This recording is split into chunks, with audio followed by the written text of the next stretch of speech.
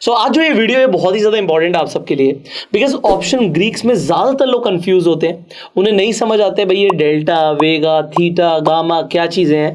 पर आज आपको सब कुछ बिल्कुल आसान भाषा में और डिटेल में समझ आने वाला है। सो इस वीडियो को आप एंड तक देखिएगा और शुरू करते हैं विद वन और only Mister Riyansh Upadhyay. Yes, तो देखो ग्रीक्स एक ऐसा कॉन्सेप्ट है कि आज से 5 या 6 साल पहले मुझे बिल्कुल नहीं पता था कि इसके बारे में क्या होता है। तो मैं इसको बिल्कुल वहीं से स्टार्ट करूंगा जिससे सबको एक रियल टाइम एक्सपीरियंस हो जाए, क्योंकि जब मैंने स्टार्ट किया था थीटा, डेल्टा, गामा ये क्या होता है कोई आइडिया नहीं था मुझे, पर ट्रेडिंग तो कर ही रहे थे हम। तो उस टाइम पे मैंने काफ़ी पैसा लूज किया ऑप्शन बाइंग में। तो जो हमारा सबसे पहला कॉन्सेप्ट है ना, यहाँ पे देखो ग्रीक्स तो काफ़ी है, theta, delta, vega, rho, gamma, but जो मेन अगर आप देखना चाहो ना तो थीटा, डेल्टा और वीगा ये बहुत ज़्यादा इंपॉर्टेंट है। एंड गामा के ऊपर हम ऑप्शन बाइंग की एक बहुत अच्छी स्ट्रेटजी यहाँ पे बनाएंगे और इसी प्लेलिस्ट में आपको मिल जाएगी। क्या बात है, ठीक है। तो यहाँ पे हम थीटा, डेल्टा और वीगा को बहुत अच्छे समझने वाले इन डिटेल। तो जहाँ तक देखो थीटा की बात है, मेरा नाम ही थीटा गेनर्स पड़ा क्योंकि जब मुझे थीटा का कॉन्सेप्ट समझ आ गया। पर अगर मैं उससे पहले जाऊं तो एक टाइम था, जस्ट एक स्टोरी जिससे आपको पता चले कि कितना बड़ा रिस्क होता है। एक टाइम था नियरली अबाउट 17 के आसपास कि मुझे अल्ट्राटेक सीमेंट बहुत ज़्यादा पसंद था। वो स्टॉक ही पसंद था क्योंकि मुझे लगता था कि I am very good at it to analyse, मतलब उसको पता लगा कि ऊपर जाएगा नीचे जाएगा, तो मैं उसमें अच्छा था। मैंने क्या किया कि सेम हमने इसके पहले बात की है लेवरेज की। तो उस टाइम पे ना जब बंदा नया नया आता है ना तो उसको लेवरेज हमेशा बहुत ही अच्छा लगता है। राइट। पर ये दो धारी तलवार है। अगर आप अच्छे हो तो आपके लिए बिल्कुल एक ऐसा लगेगा कि आपने पैसे डबल ट्रिपल कर दिए, बट अगर आप बुरे हो तो आपके वो डबल ट्रिपल 10 गुने से लेके अकाउंट खाली कर देगा। तो मैंने उस टाइम पे थीटा का कॉन्सेप्ट ना जानते हुए ऑप्शन बाइंग बहुत की। मुझे एक टाइम पे जस्ट एग्जांपल बताता हूँ कि क्या हुआ कि मुझे लगा कि मान लो अल्ट्राटेक सीमेंट 3200 रुपये के आसपास है। मेरे एनालिसिस के हिसाब से मुझे लग रहा था कि वो 3400 जाएगा। ठीक है, मैंने आराम से, मेरे पास जो भी पैसे थे उस टाइम पे शायद 2.5-3 लाख रुपए रहे होंगे, मैंने 3400 का कॉल ऑप्शन, अब ये सारी चीजें हम पढ़ चुके हैं। 3400 का कॉल ऑप्शन, ये कौन सा ऑप्शन है? Out of the money option है। मैंने इस ऑप्शन को बाई किया क्योंकि मुझे लगता है कि मार्केट ऊपर जाएगी। नेक्स्ट डे मार्केट ऊपर नहीं गई, पर जैसे मार्केट यहाँ पे थी ना, नेक्स्ट डे मार्केट थोड़ा सा इसके ऊपर खुली, थोड़ा सा ऊपर। It was not 1.5% plus but around 0.8% plus. मेरा जो अमाउंट था ना वो ऑलमोस्ट वहीं का वहीं था। कुछ भी एज सच उसमें ना ऐसा हुआ कि लॉस हो रहा है ना प्रॉफिट हो रहा है। उसके नेक्स्ट डे मार्केट और ऊपर गई, लगभग समझ लो 3300 पहुंच गई है। एंड देन वो ऑलमोस्ट 3400 पहुंच गई, पर इस प्रोसेस में उसको लगे 6 दिन। 6 दिन में वो यहाँ पहुंची। मेरे ऑलमोस्ट 2 लाख रुपए इन्वेस्टेड है, 6 दिन में वो यहाँ पे पहुंच गई, पर मुझे इसमें भी ऑलमोस्ट 50,000 का लॉस हो गया। अब यहाँ पे जो पहली बार ट्रेडिंग करने आ रहा है, मैं उस टाइम पे जब ये पहली बार देख रहा हूँ, मैं तो दोनों तरफ से हार गया। मुझे लॉस का लॉस हुआ और मेरा कॉन्फिडेंस भी गिर गया। क्यों? क्योंकि मैं जिस चीज़ में अपने आप को समझता था कि एनालिसिस बहुत अच्छा है, मेरा एनालिसिस सही है, मैंने तब भी लॉस किया। तो क्या फ़ायदा उस एनालिसिस का जो हमने पूरा क्रिएट किया? यहाँ पे जो सबसे बड़ा कॉन्सेप्ट था वो था theta decay. Theta decay expiry के नज़दीक जाते जाते जाते वो जो same out of the money option की आपकी जो वैल्यू थी वो धीरे धीरे धीरे जीरो की तरफ बढ़ रही होती है, क्योंकि वो आउट ऑफ द मनी में। ये कॉन्सेप्ट हम समझ चुके हैं। जो आउट ऑफ द मनी में है वो छाछ है, वो जीरो हो जाएगा एक टाइम पे आके जिस दिन एक्सपायरी हो जाएगी। इन द मनी और एट द मनी भी जीरो है, इन द मनी का ही प्राइसिंग बचेगा। तो ये क्या था मेरे लिए? ये आउट ऑफ द मनी था। इसके चक्कर में यहाँ जाके जब मार्केट पहुंच भी गई ना, इवन देन मुझे लॉस हो गया और मार्केट में एनालिसिस सही भी था।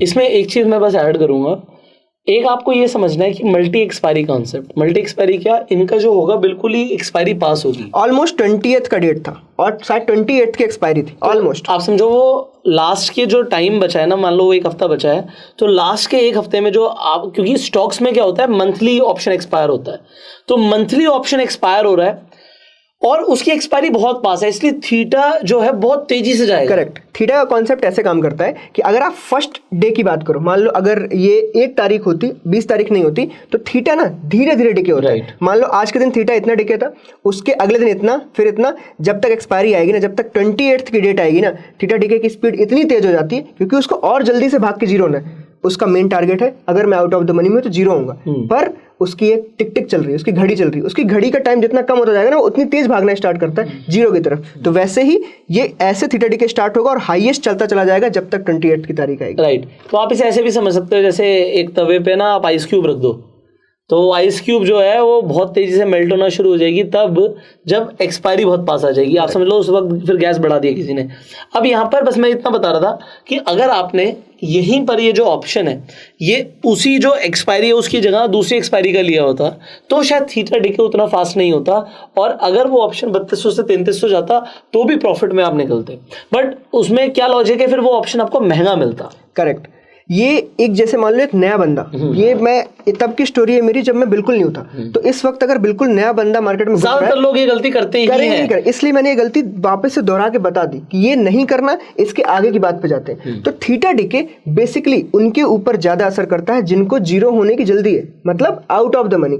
तो इससे बचने के लिए आप क्या कर सकते हो कि सिंपल, या तो आप एट द मनी में रहो जिससे उसका डेल्टा ज्यादा हो। डेल्टा जस्ट इसके बाद हम डिस्कस करने वाले हैं, बट आपने पहले बताया था कि डेल्टा अगर उसका ज्यादा होगा ना, मतलब उसका इंस्ट्रूमेंट के थ्रू जो मूव है वो फास्ट होगा। तो अगर मैं इसी की जगह 3400 ना लेते हुए अगर मैं 3200 एट द मनी पे होता तो हो सकता है मुझे 50,000 के लॉस की जगह 50,000 का प्रॉफिट हो रहा होता। इवन अगर मैं 3100 इन द मनी में होता जिसमें डेल्टा और हैवी है, मुझे और प्रॉफिट होता। तो ये जो कॉन्सेप्ट है नए बंदे को ये पता ही नहीं होता। दूसरा कॉन्सेप्ट जो आपने बहुत अच्छा बताया कि अगर 20 तारीख को ट्रेड बन रही है, ठीक है, 28 तारीख की एक्सपायरी अपनी, आप अगले मंथ की ले लो। हो सकता है कि जो मुझे यहाँ पे अभी चीज 50 रुपए की मिली है वो 150 रुपए की मिले, पर ये जो 100 रुपए है ना, ये अगले महीने की आखिरी थर्सडे को जीरो होगी।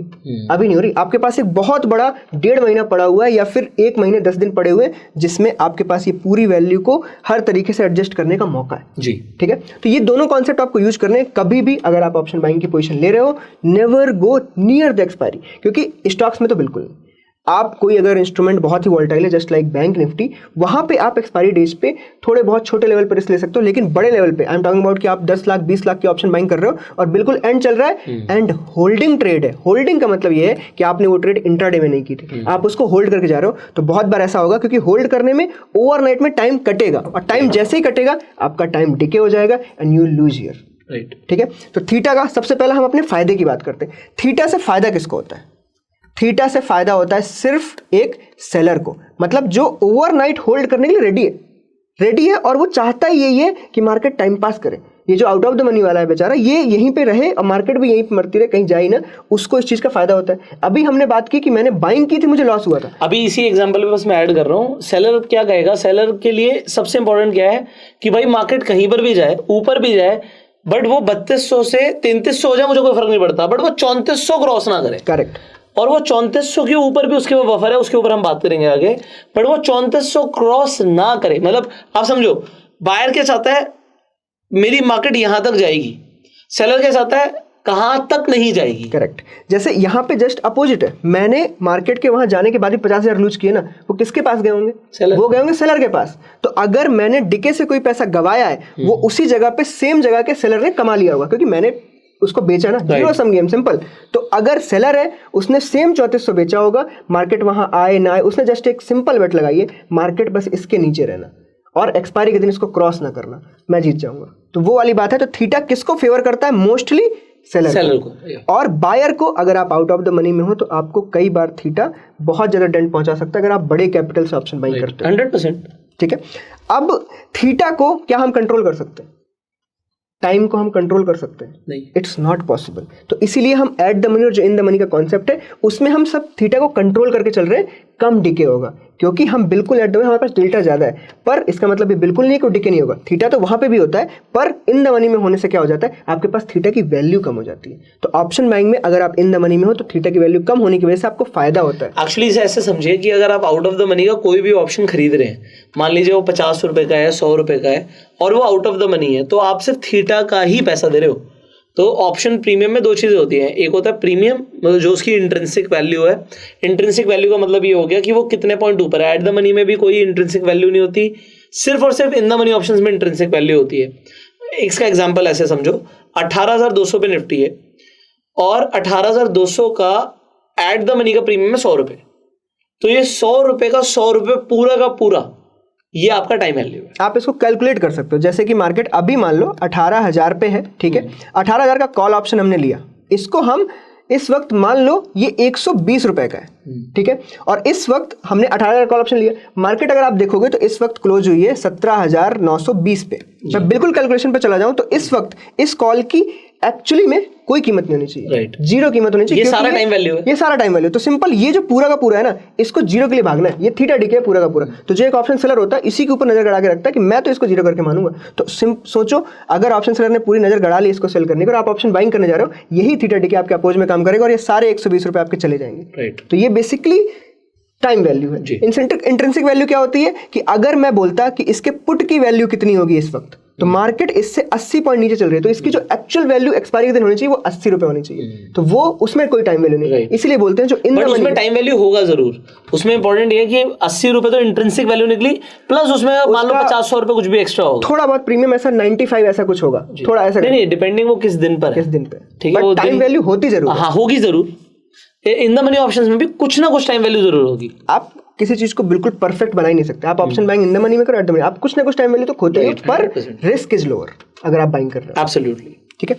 तो थीटा को, टाइम को हम बिल्कुल कंट्रोल नहीं कर सकते, तो इसके ऊपर जो थ्योरी वाइज है इतना ही मैटर होता है। थ्योरी में आप उसमें ज्यादा एक्सप्लेन कर ही नहीं सकते क्योंकि इसके ऊपर आपको कोई कंट्रोल ही नहीं है। हाँ, लेकिन जब आप स्ट्रेटजी बनाओगे, जैसे हमने ऑप्शन बाइंग की कोई स्ट्रेटजी बनाई, कोई भी डेबिट स्प्रेड बनाया या कुछ भी बनाया, जिस दिन हम उस चीज को समझ रहे होंगे ना, तो वहां पे एक चीज होती है ग्रीक्स की वैल्यूज। हम उसमें कंबाइंड ग्रीक्स देखते हैं। हम वहां पे देखते हैं कि थीटा की ओवरऑल, जैसे हमारा 4 लेग का कोई ट्रेड है, तो हम वहां पे देखते हैं कि थीटा की ओवरऑल वैल्यू क्या है। ओवरऑल वैल्यू में हमें ये जरूर पता लग जाता है कि बढ़िया दिखाना पड़ेगा लोगों को समझ। ये हम पूरा इसको डिस्कस करेंगे पूरा डिटेल में। मैं मतलब पूरा यहाँ पे दिखाऊंगा ये मैंने ट्रेड ली, क्यों ली, कैसे ली, कौन सी जगह पे, इवन विद द चार्ट, सब कुछ कंबाइन करके, जिससे क्या रहेगा कि उन्हें समझ आए कि हमने जो भी आज तक पढ़ा उसको हम प्रैक्टिकली डिप्लॉय कर सकते हैं, वरना इस सब का कोई वैल्यू नहीं है। जी, कंटिन्यू करते हैं। ठीक है, तो थीटा यहाँ पे हम खत्म करते हैं। इसके बाद हम आते हैं डेल्टा पे।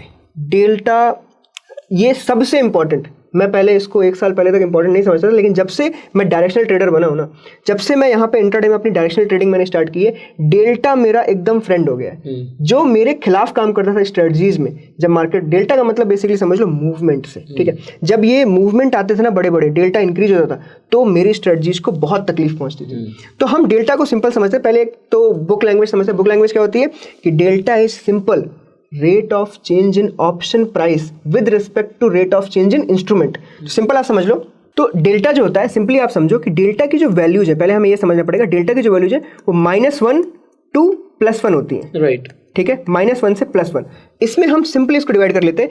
ये माइनस वाला जो एरिया है ये पुट्स का है, और ये जो प्लस वाला एरिया ये हमारे कॉल्स का है। जी, ठीक है। अब जो मिड पॉइंट है, जो बिल्कुल मिडिल में होगा, मतलब 0 और -1 के बीच में जो -0.5 होगा, वो कौन है? At the money of puts. यहां पे जो प्लस का 0.5 होगा वो बिल्कुल at the money of calls. ये बिल्कुल सिंपल, यहां तक हम बिल्कुल क्लियर है। अब हम सिंपल भाषा में जाते हैं कि क्या डेल्टा में, अगर मार्केट ले लो, चलो जैसे हमारा मार्केट है इस वक्त चल रहा है कहां पे? 42,660 पे।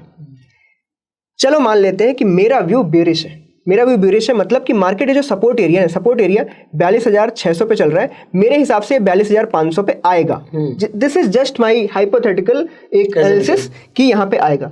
मैं क्या कर सकता हूँ? मोस्ट चांसेस है कि चलो हमने ये सीख लिया कि एट द मनी बाई करना चाहिए, तो हमने 42,600 को बाई किया, पुट, ठीक है, पुट को बाई किया।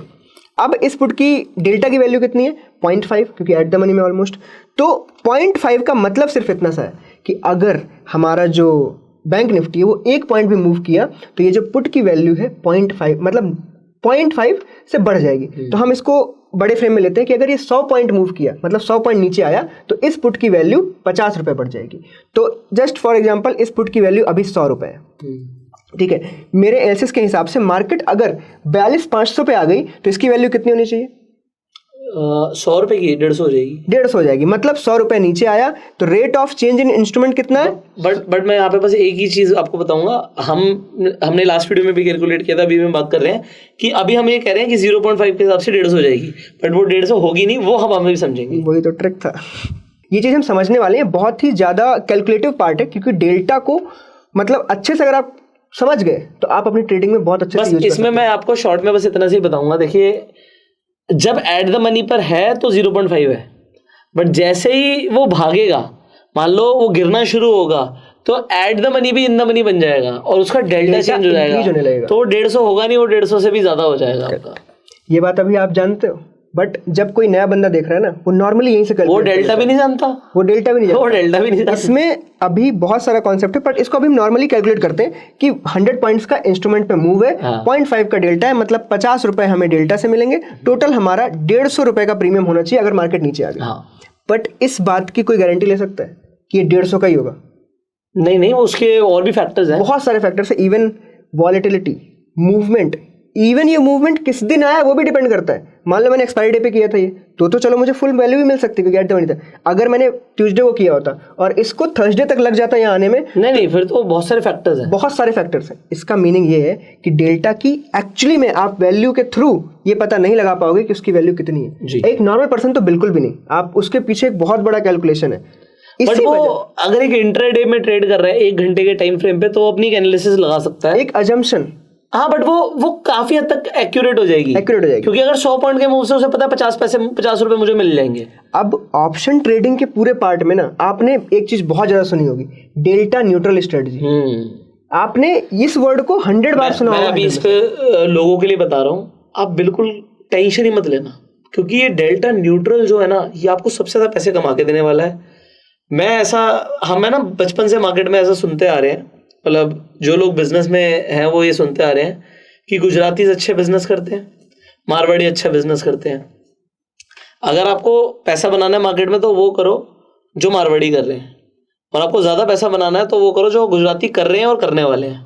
तो इस वक्त आप अगर सूरत जाएंगे, आप देखेंगे हर कोई डेल्टा न्यूट्रल की बात कर रहा है। डेल्टा न्यूट्रल सब लोग, मेरे सिर्फ डेल्टा न्यूट्रल, और कुछ कर ही नहीं रहे। तो अगर डेल्टा न्यूट्रल कर रहे हैं, और डेल्टा न्यूट्रल से पैसा बनता है भाई, रेगुलर पैसा बनता है। तो मैं आपको एक्साइट कर रहा हूँ इस चीज के लिए कि आप डेल्टा न्यूट्रल सीखो। लोगों के पास 100 करोड़ के ऊपर है डेल्टा न्यूट्रल कर करके, वही स्ट्रैटेजी, और कुछ करते ही नहीं, मतलब डेली वही हो रहा है उनका, कोई टेंशन नहीं, वीकली मंथली वही कर रहे हैं। मैं तो ये बता रहा हूँ, सिखा भी वही रहे हैं, कर भी वही रहे हैं, और हर आदमी को बोल रहे हैं तो डेल्टा न्यूट्रल स्ट्रैटेजी कर।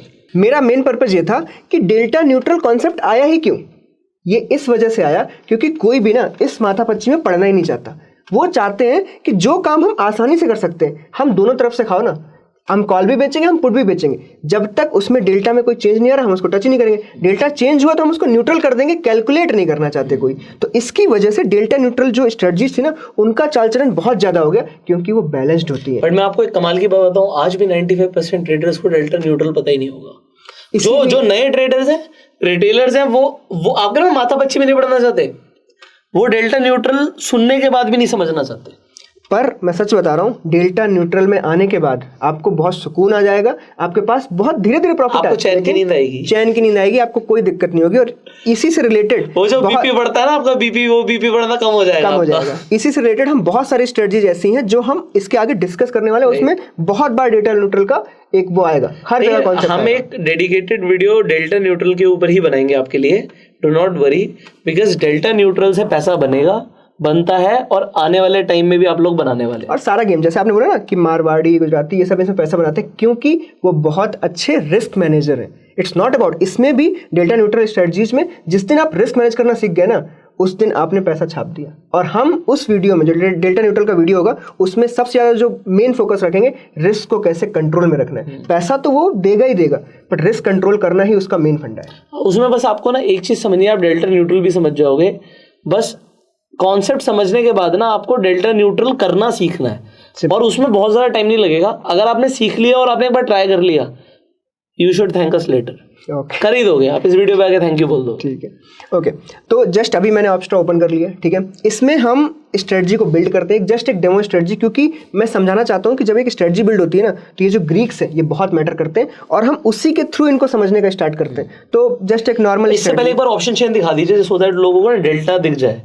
इसी पे दिख जाएगी, इसके नीचे आप स्क्रॉल डाउन करते तो यहाँ, ये देखो, नॉर्मली ये रहा हमारा ग्रीन में एट द मनी, ठीक है। ये यहाँ पे आपको डेल्टा दिख रहा है, पॉइंट मतलब माइनस का 54, इसमें 100 का इंटू कर दे, जिससे इजी कैलकुलेशन। ये बस आप लोगों को बताने के लिए है कि अभी हमने बोला था कि आपको दिखता है -1 से +1, इसे इंटू 100 कर दोगे तो -100 से +100, जस्ट फॉर इजी कैलकुलेशन। और इसका कोई, जैसे हमने बोला था डेल्टा 0.5 होता है, ये 50 होता है, एक ही चीज, सिंपल।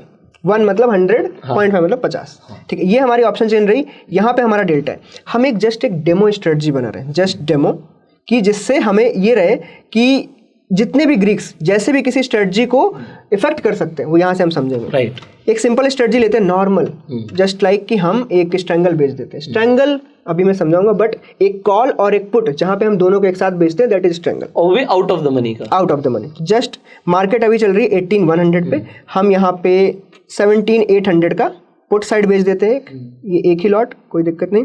और इस तरफ भी हम बेच देते हैं 18,300 का कॉल एक। अब आप ध्यान से देखना, ये एक ग्राफ है, हम डेडिकेटली पे ऑफ ग्राफ, ये जो इस साइड में चीज़ें लिखी हुई है कि ये क्या होती है, लेग्स क्या होते हैं, इनमें क्या एक्सपायरी है, कितना प्रॉफिट, कितना रिस्क रेशियो, इसकी एक डेडिकेटेड वीडियो हम बाद में बना देंगे। पर this is the graph of your profit. मतलब इन दोनों को बेचने से जो आपको क्रेडिट रिसीव हुआ है वो यहाँ पे ग्रीन एरिया में दिख रहा है, दैट इज 5,100 रुपीज। बट ये किस दिन वैलिड है? एक्सपायरी के दिन, 18 मई के दिन। मतलब अगर 18 मई को ये दोनों के बीच में मार्केट रही तो आपको 5100 रुपए मिलने वाले। पर आज पैसा लगाने पे वो भी दिखा दो। यहाँ पे पैसा आपका लग जाएगा लगभग 1,20,000 रुपए के आसपास। 1,20,000 रुपए, 5100 रुपए, ऑलमोस्ट आपके एक तरीके से समझ लो 4%, 4.5% होता है। बहुत ज्यादा पैसा है। हाँ, ये बहुत ज्यादा पैसा है। जैसे बोल रहे हैं आप, इस चीज को ना लोग 4% को समझते नहीं। मतलब 1 करोड़ पे 4 लाख रुपए बनाना, वो भी आप कितने कम टाइम ड्यूरेशन में। आप मजाक मत समझो। किसी पास 100 करोड़ रुपए है, वो ये नहीं सोच रहा मेरे को 100 करोड़ से 50 करोड़ बनाना है। वो सोच रहा है भाई मुझे 100 करोड़ से 4 करोड़ मिल जाए, बहुत है। आप एब्सोल्यूट वैल्यू पे मत जाओ, नंबर पे। अभी आपको लग रहा होगा कि 5,000 कोई बड़ी वैल्यू नहीं, बट आप ये भी तो सोचो कि आपने 5,000 के लिए लगाए कितने। ऑलवेज थिंक लाइक परसेंटेज, कि यहाँ पे 4% बन रहा है, मतलब किसी बंदे की महीने का आपने एक ट्रेड में ले रखा है। अब हम मेन कॉन्सेप्ट पे जाते हैं, ग्रीक्स पे। अब इस ट्रेड की आप अगर ग्रीक्स देखोगे, यहाँ पे आपके पास चारों ग्रीक्स लिखी हुई हैं। ये हमारा आईवी है, आईवी को हम वीगा के साथ समझेंगे। डेल्टा, थीटा, गामा और वीगा। यहाँ पे हमने थीटा समझा। थीटा इसका 923 है। आप सिंपल भाषा में समझ लो कि 923 थीटा है। इसका मतलब कि अगर एक दिन और कट गया तो इसमें से 923 rupees just because of theta आपको क्रेडिट हो जाएंगे। बिल्कुल सिंपल। और ये कमाल का कंसेप्ट है कि अगर मार्केट कहीं पर भी मूव नहीं हुई, यहीं की यहीं रही, तो 923 रुपए तो आपको अगले दिन ले लो। लेने कुछ भी नहीं है, आपको ये दोनों डिके हो जाएंगे। टाइम डिके की वैल्यू 923 रुपए तो सीधा सीधा मिलेगा। दूसरा हमने समझा डेल्टा। अब ये जो यहाँ पे पुट को आपने शॉर्ट किया है, यहाँ पे आपका 21 का डेल्टा है, ठीक है। और आपने सेम यहाँ पे कॉल को शॉर्ट किया, -27 का डेल्टा है। यहाँ पे डेल्टा में जरा सा वेरिएशन है, दैट इज -6। इसका मतलब कि आपकी ट्रेड जरा सा कॉल साइड में आपने ज्यादा क्रेडिट लिया है, दैट्स इट। तो यहाँ पे आप देखोगे डेल्टा न्यूट्रल का मतलब क्या होता है। हमने डेल्टा न्यूट्रल में बात की थी, जब तक इन दोनों के बीच के डेल्टा का गैप -15 के नीचे या +15 के नीचे या 0 है, -15 से +15, इसको हम डेल्टा न्यूट्रल स्ट्रेटजी कहेंगे। राइट। जब तक ये चल रही है। सी, ये बहुत इंपॉर्टेंट है। हम इसे क्लोज टू 0 रखने की कोशिश करते हैं, बट +-15 तक चलेगा, कोई दिक्कत नहीं। ऐसा नहीं होना चाहिए +100 +200, ये नहीं होना चाहिए। +100 चला गया तो आप समझो ना, +100 डेल्टा माइनस या प्लस हो गया, इसका मतलब आप ऑलमोस्ट इन द मनी या फ्यूचर पहुंच चुके हो। हाँ, बिल्कुल पहुंच चुके हो आप। तो आपको उसको बैलेंस रखना, आपको कभी भी डिसबैलेंस क्रिएट नहीं करना दो पोजीशंस के बगल में, ठीक है। अब हम जो मेन कॉन्सेप्ट ऑप्शन यहाँ पे स्ट्रेटजी के साथ समझने वाले हैं, वो एक वीगा है। राइट। मैं आपको वीगा एक नॉर्मल ऑप्शन समझा दूं। वीगा बेसिकली वॉलेटिलिटी का एक इंडेक्स है, ठीक है। आपको यहाँ पे फियर समझ में आता है। अगर आपका वीगा बहुत ज़्यादा बढ़ चुका है तो आपके प्रीमियम की वैल्यू बढ़ जाएगी। ऐसा क्यों?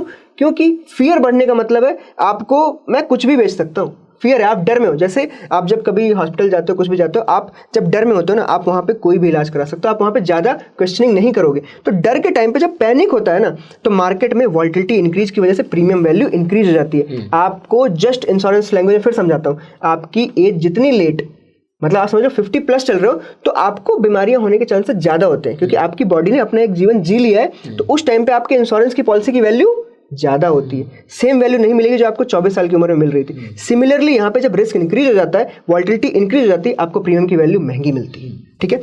अब सिंपल कॉन्सेप्ट में, अगर यहाँ पे ओवरऑल वीगा नेगेटिव है तो आप यहाँ पे क्या करना चाह रहे हो? ये स्ट्रेटजी क्या करना चाह रही है? ये बोल रही है कि वीगा नेगेटिव मतलब वॉल्यूम को कम कर दो, मतलब वॉलेटिलिटी को कम कर दो।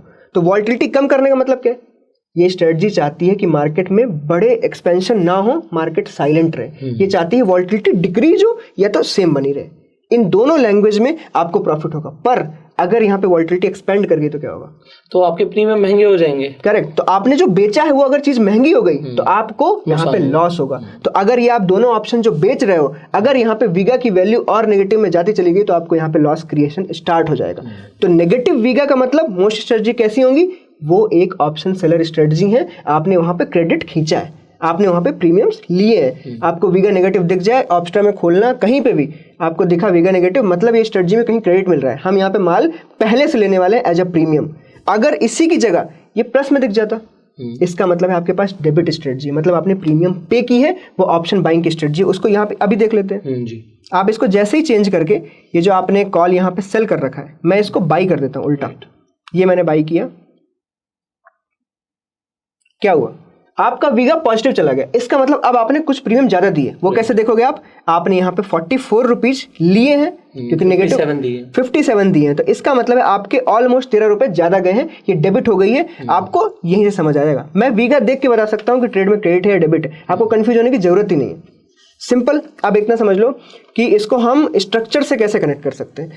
आप मान लो कि मार्केट में एक एक्सपेंशन मूव आ चुका है, बुलिश मूव आ चुका है, तो आपका एनालिसिस ये कहता है कि मार्केट में अब साइडवेज मूव आने के चांसेस ज़्यादा है। जस्ट एनालिसिस, तो अगर साइडवेज मूव आने के वो चांसेस ज़्यादा है तो आप कैसी ट्रेड बनाओगे, जहाँ पे नॉन डायरेक्शनल भी बना सकते, नॉन डायरेक्शनल, जहाँ पे वॉल्टिलिटी डाउन, मतलब वीगा नेगेटिव ट्रेड। तो आपको यहाँ पे ये चीज़ें ये दर्शाती हैं कि अगर आप वीगा नेगेटिव ट्रेड बनाओगे और आपका पोल के बाद फ्लैग बन रहा है, तो आपके हायर चांसेस है कि आप ये जो 4% पैसे थे ना, ये आप घर लेके जाने वाले, लेके जाओगे 100%। ठीक है। इसी का अपोज हम ब्रेकआउट ट्रेडिंग की बात करें, सबको मैं क्या है ना, डॉट्स को कनेक्ट करना बहुत इंपॉर्टेंट है। हमने ब्रेकआउट ट्रेडिंग सीखी थी। अगर मार्केट में बहुत ज्यादा कॉन्ट्रैक्शन हो रहा है, बहुत ज्यादा, और ये 1 महीने से चल रहा है, तो इसकी जो ब्रेकआउट होगा, यहाँ पे आपको वीगा नेगेटिव ट्रेड नहीं बनानी चाहिए। आप पक्का उसमें लॉस करने वाले हो, क्योंकि अगर यहाँ से मार्केट भागी तो वीगा एक्चुअली में आपका पॉजिटिव की तरफ भागने लगेगा और आप यहाँ पे लूज कर दो। तो आप क्या करो, यहाँ पे डेबिट ट्रेड्स बनाओ, जहाँ पे बाइंग की ट्रेड से मार्केट ऊपर जाएगी, आप सीधे एक बहुत अच्छा प्रॉफिट बनाओगे। राइट। तो इससे आप फिल्टर आउट कर सकते हो। पर यहाँ पे भी आपने देखा चार्ट यूज हो गया, तो ऑलवेज जो चार्ट है ना, जो पहला पार्ट है, सबसे पहली प्रायोरिटी आपके एनालिसिस और चार्ट को जाएगी। वहां से आके फिर आप ऑप्स्ट्रा पे आओ, फिर यहाँ पे स्ट्रेटजी बिल्ड करो एंड देन ट्रेडिंग करो। सिंपल। वीगा नेगेटिव मतलब option seller credit strategy, vega positive मतलब डेबिट स्ट्रेटजी बाइंग, और अगर वीगा बैलेंस है, बैलेंस वीगा मतलब सिंपली अगर इस ट्रेड को भी मैं देखूं तो ये 144 के आसपास है। ये वीगा कोई बहुत ज्यादा पॉजिटिव नहीं है। आपने देखा जब हमने दोनों को सेल किया तो वीगा था -2200, that was too much negative. But अगर वीगा +200 से -200 के बीच में, दैट इज अ बैलेंस्ड वीगा। मतलब ये ट्रेड अभी भी बहुत ज्यादा वीगा पॉजिटिव नहीं है और बहुत ज्यादा वीगा नेगेटिव नहीं है। इसका मतलब इस ट्रेड के ऊपर वॉल्टिलिटी का असर बहुत खास नहीं होने वाला। ये चीज जज कर सकते हो आप। कैलेंडर ट्रेड्स में क्या होता है, जब कैलेंडर ट्रेड्स को आप डिजाइन करते हो ना, उसमें हम वीगा को नेग्लेक्ट करने का ट्राई करते हैं। हम नहीं चाहते कि वीगा का बहुत बड़ा असर हमारी स्ट्रेटजीज पे पड़े। तो कैलेंडर ट्रेड्स जब मैं आपको समझाऊंगा ना, वो हम ऑल वेदर समझेंगे। ऑल वेदर का मतलब ये होता है जिसको आप पूरे साल यूज करो। राइट। हम उनको 3 पार्ट में डिवाइड करेंगे, with respect to volatility, with respect to IV and vega, जिससे आप पूरे साल में सेम ट्रेड डालो, लेकिन जस्ट एक लॉजिक चेंज करके, और आपका पूरा साल कट जाए विद लिमिटेड रिस्क। अब यहाँ पर बस एक कंसेप्ट आपको और भी मैं दे देता हूँ साथ साथ, दैट इज इंडिया विक्स। आप वॉलेटिलिटी चेक कर सकते हो, आप एक बार गूगल कर सकते हो इंडिया विक्स, सो दैट लोगों को एग्जैक्ट नंबर दिखा दें। इस वक्त यहाँ पे भी खोल लो, अगर आप इंडिया विक्स खोल दें तो। ऑलराइट, सो आपको इस वक्त इंडिया विक्स का नंबर दिख रहा है 12.295। तो आपको 12 का विक्स दिख रहा है। जनरली आपको जो विक्स है आपको दिखेगा कि 14 से 16 के बीच में, 18 के बीच में दिखेगा। सो अगर वो 14 से नीचे जा रहा है इसमें, इस वक्त मतलब क्या है कि जनरली जब मार्केट ऊपर जाती है तो विक्स कम हो जाता है, ठीक है। तो वॉलेटिलिटी कम है, 12 का मतलब है वॉलेटिलिटी कम है। जब ये 20, 22, 25 की तरफ जा रहा है, इसका मतलब है वॉलेटिलिटी ज्यादा है। अब वॉलेटिलिटी ज्यादा होगी तो प्रीमियम बढ़ जाएगा। अभी क्या आपकी वॉलेटिलिटी कम है, अगर यहाँ से विक्स भागा तो इससे क्या होगा, अगर एग्जिस्टिंग प्रीमियम है उनका भाव बढ़ जाएगा। करेक्ट, क्योंकि आईवी चेंज हो जाएगी। तो हम बस आईवी पे ऑप्शन सेलर को लॉस हो। सिंपल। यहाँ पे एक इन तीनों को हमने समझ लिया, डेल्टा, थीटा और वीगा को। यहाँ पे गामा और आईवी बच गए। तो यहाँ पे जो आईवी है ना, आईवी बेसिकली ये दर्शाता है कि हाउ मच, मतलब वॉल्टिलिटी कितनी है उस ऑप्शन स्ट्राइक के अंदर। जैसे ये बता रहा है कि यहाँ पे लगभग 11% की वॉल्टिलिटी है। इंडिया विक्स बताता है हमारे निफ्टी की ओवरऑल वॉल्टिलिटी, ये यहाँ पे ऑप्शन की बताता है, क्योंकि आईवी इंप्लाइड वॉल्टिलिटी है।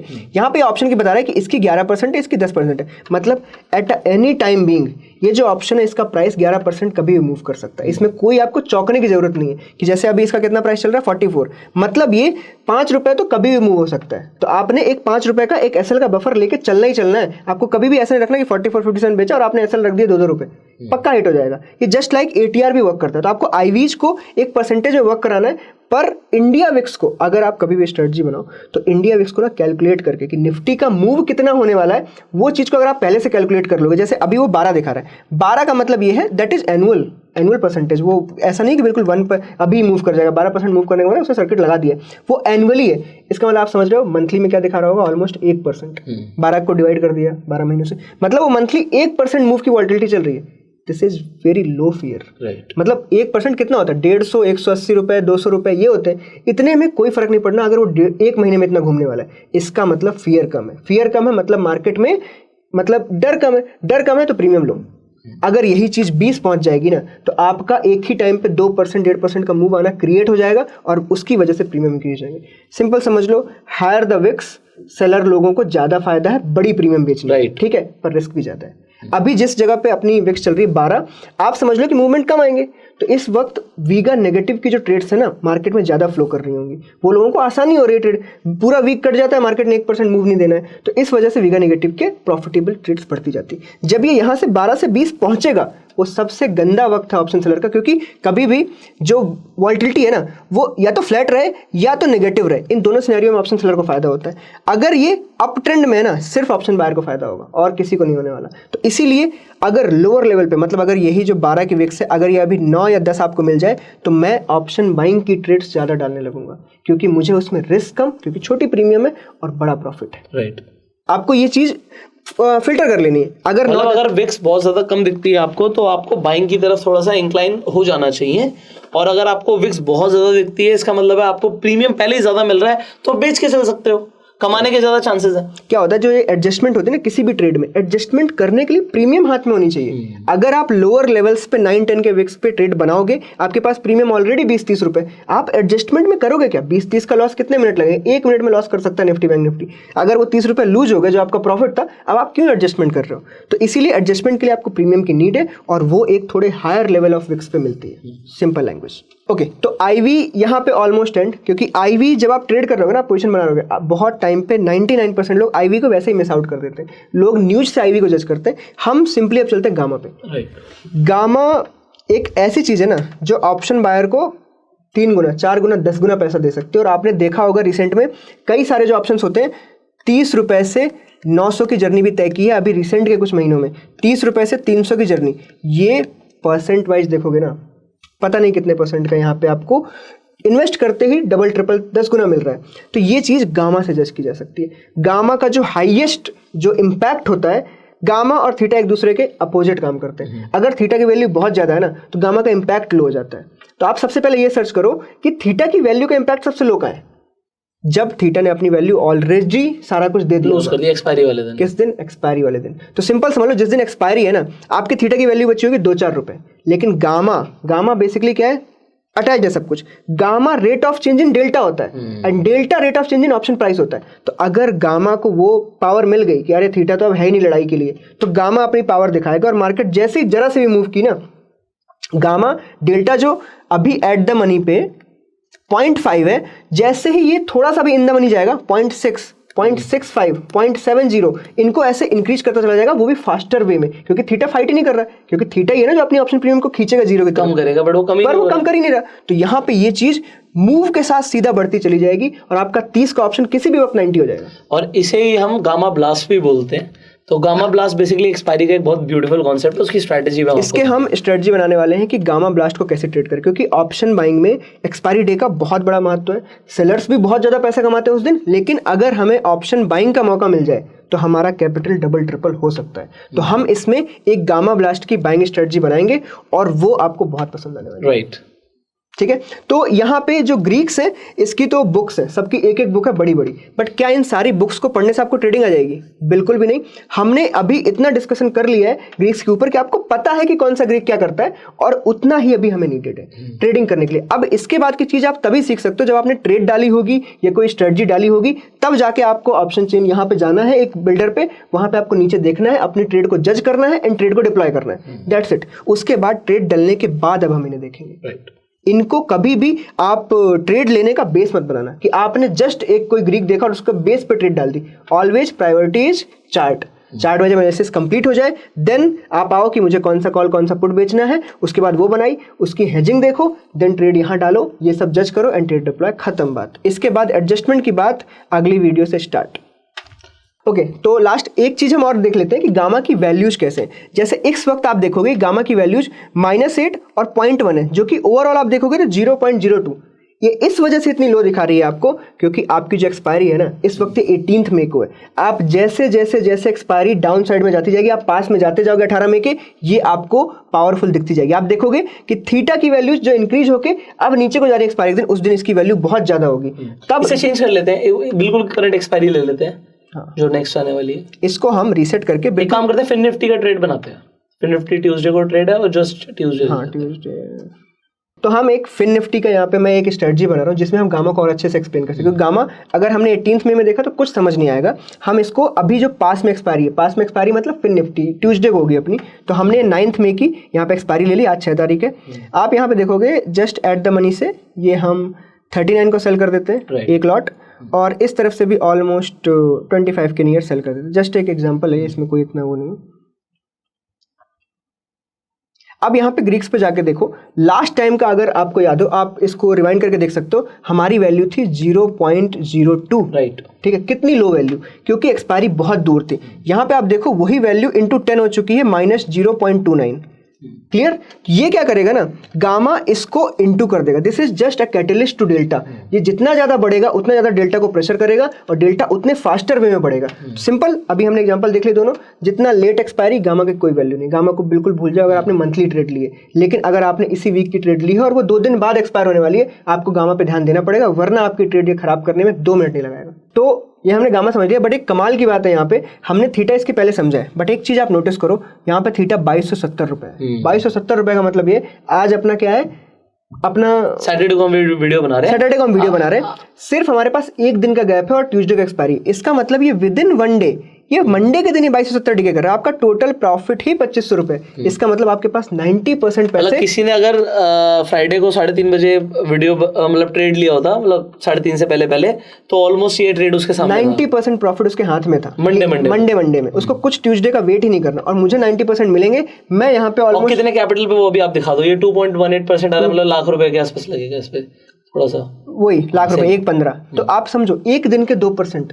मतलब क्या होता है ना, लोग जज करते हैं कि 2500 2000 रुपए, पर वो 2% है। वही आप समझो 1 करोड़ पे 2 लाख, 1 करोड़ पे 2 लाख। तो आपको एक दिन में 2 लाख यार किसको बुरे लगते हैं, पर आपको परसेंटेज वाइज देखना स्टार्ट करना होगा, उस दिन आपकी ट्रेडिंग बहुत सुधर जाएगी। बट आपको ये भी देखना होगा, यहाँ पे कमाल की चीज ये भी है इसका, अगर आप पे ऑफ चार्ट देखो तो आपको रेंज निकालना जरूरी है। यहाँ पर तो अभी हमने जल्दी से एग्जांपल के लिए ले लिया कि अगर 18,900 और 19,200 के बीच में रही तो, बट अगर इससे आउट हो गई तो आपका लॉस भी हो सकता है। करेक्ट।